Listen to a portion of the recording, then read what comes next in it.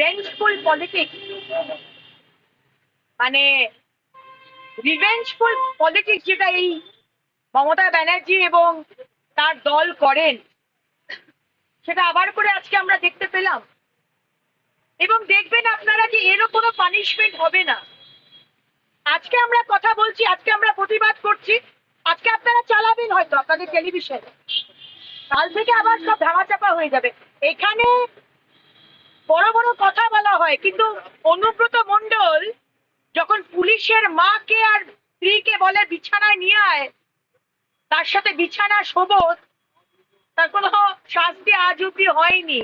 এই ছোট্ট মেয়েটার প্রাণ গেছে, এরও শাস্তি হবে না। যে বোম ফেলেছে সিসিটিভি ক্যামেরা খারাপ হবে, অনেক অনেক নাটক আপনারা আবার দেখতে পাবেন, কিন্তু বিচার হবে না।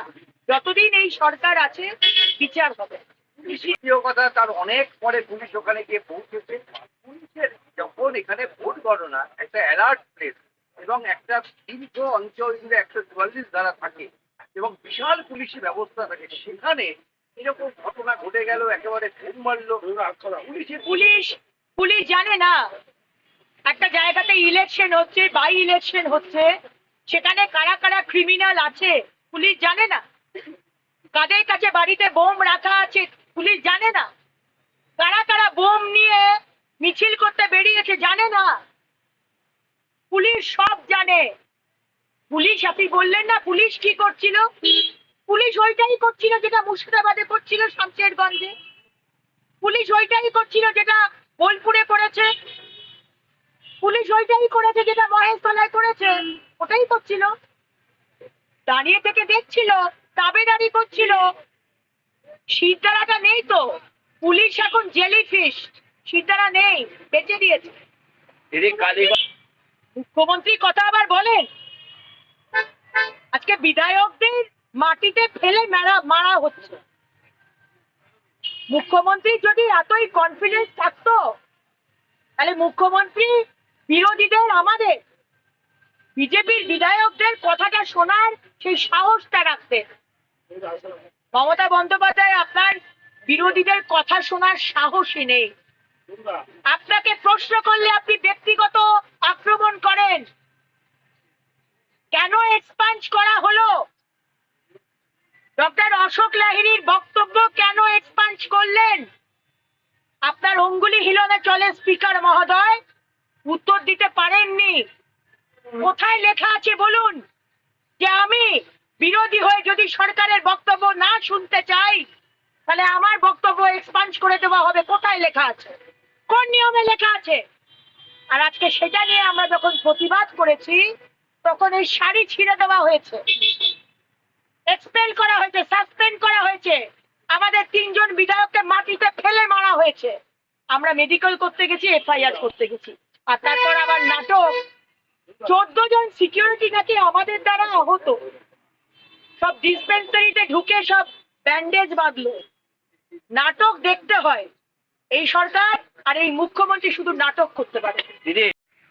হিন্দুরা জেগে উঠেছে, এটা বাই ইলেকশন, ভুলে যাবেন না। যেখানে উল্লাস যাত্রায় ভোট ফেলা হয়, হিন্দুরা জানে যে আমি যদি ভোট দিতে চাই আমার উপরও আক্রমণ আসতে পারে, কারণ আমি মাঠ হিন্দু, আমি মাঠ বিজেপি। অনেক হিন্দু ভোটার ভোট দিতেই যায়নি, হিন্দু ভোট কোথাও যায়নি, হিন্দু ভোট ওই বিজেপিতেই আছে। সুতরাং এই যে বাই ইলেকশন, এটা ভুলে যাবেন না। বাই ইলেকশনে যেখানে আর 8 মাস বাকি সরকার ফেলতে আর সরকার পরিবর্তন করতে, সেখানে কালীগঞ্জের মানুষ, হিন্দুরা, তারা ভোট দিতে যায়। সারা দেশেই তো আপনাদের ফল খারাপ হলো। কোন সারা দেশে খারাপ হয়েছে? উপনির্বাচনে যে গুজরাটে আপনাদের আসন ছিল, সেটা আপ ছিনিয়ে নিয়েছে। এছাড়াও আরো যে পাঞ্জাবে যেখানে আপনারা দ্বিতীয় ছিলেন, সেখানে আপনারা তৃতীয় হয়েছেন। বাই ইলেকশনের কথা ঠিক বলতে পারবো না। অন্য রাজ্যের বিষয়টা আমি ঠিক জানিও না, আপনার কাছ থেকে শুনলাম। আমার রাজ্যের বাই ইলেকশনে, এমনি ইলেকশনে কি হয় তাই আমরা জানি, তাও আবার বাই ইলেকশন। সুতরাং এই বাই ইলেকশন নিয়ে আমাদের রেজাল্ট, আমাদের সম্মানীয় বিরোধী দলনেতা কি ফল হবে আর কত ভোট আমরা পাবো, সেটা বিরোধী দলনেতা আগেই বলে দিয়েছে।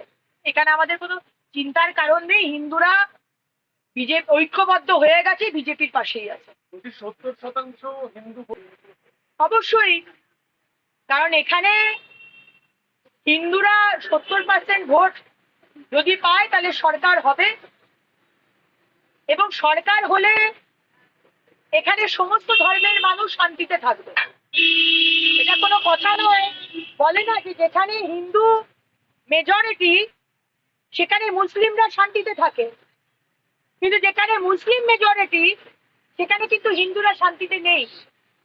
তো দ্যাট স্পিক্স যে আমি কি বলতে চাইছি, যেখানে 70% হিন্দু যদি ভোট দেয় সেখানে সরকার হয়, সেখানে শুধু হিন্দু নয়, মুসলমান, শিখ, খ্রিস্টান সমস্ত ধর্মের মানুষের জন্য এই বাংলার উন্নয়ন হলো, শান্তি ফিরে আসলো। এই যে complete anarchy, complete law and order problem, Abhishek ব্যানার্জির বাড়ির পাশে ডক্টর যিনি লন্ডনে গিয়ে মমতা ব্যানার্জিকে প্রশ্ন করেছিলেন, তার বাড়ি আপনি যেতে পারবেন না, কারণ তার বাড়ি হচ্ছে অভিষেক ব্যানার্জির বাড়ির পাশে। আপনাকে যেতে দেওয়া হবে না? আমাদের সভাপতিকে, প্রদেশ সভাপতি ডক্টর সুকান্ত মজুমদারকে হেকেল করা হলো, অ্যারেস্ট করা হলো। এই যে কমপ্লিট ললেসনেস, এইসব বন্ধ হবে। যেরকম 2021-এ পা ভাঙার নাটক করেছিলেন, পুরোটা ইলেকশন পা ভাঙার নাটক করে যেদিনকে রেজাল্ট বেরোলো তার পরের দিন উনি হুইলচেয়ার থেকে দাঁড়িয়ে গেলেন। ঠিক একই নাটক এই ভেতরে যারা যারা সিকিউরিটি পার্সোনাল আছে, 14 জনকে বলা হচ্ছে তারা নাকি আহত। বাপরা, আমরা 5-6 জন আর সিকিউরিটি 14 জনকে আমরা মেরে ফেললাম। কত নাটক করবেন?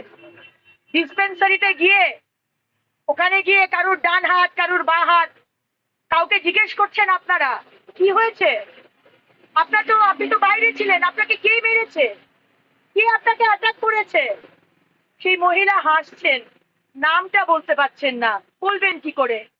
গল্পটা যে কিভাবে প্লেস করতে হবে পাবলিকের সামনে, ওই 8খানা বলেছেন, অভিমন্যুর মতো 8খানা বলেছেন, বেরোবার রাস্তাটা আর বলেননি, উনি পালিয়ে গেলেন।